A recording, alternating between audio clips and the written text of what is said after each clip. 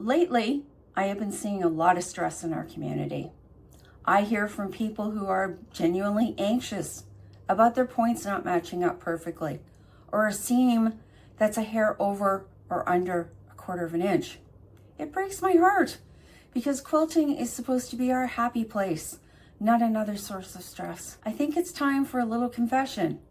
I am not a perfect quilter, not even close. And today, I want to talk about why I don't expect you to be perfect either. We have all heard of the quilt police, those self-appointed critics who look at a beautiful project someone poured weeks of love into and immediately spot one minor flaw. But if we are being completely honest with each other, the loudest and meanest quilt police out there don't actually exist in online forums or guild meetings.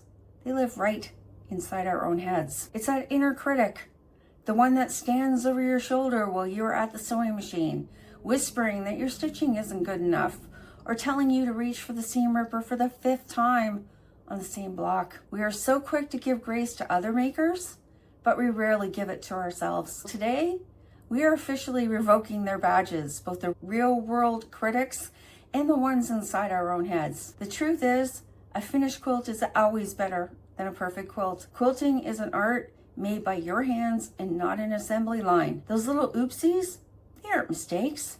They are proof of the time, money, energy, and love you put into the quilt. To prove to you that I practice what I preach, I want to show you my latest project. From back here, it looks fantastic, right?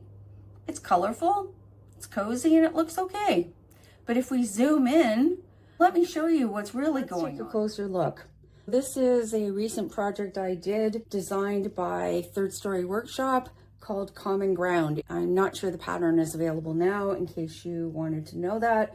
I struggled with these half rectangle triangles. Putting them together wasn't so bad, but cutting them, I really struggled, and therefore I got all kinds of weird things happening here. Like, for instance, right here, I missed this point entirely. Right here, there is a piece of the gray showing here that should not be shown. You should just see the blue here. I missed that point entirely. I also missed it right here. It's actually more obvious right here.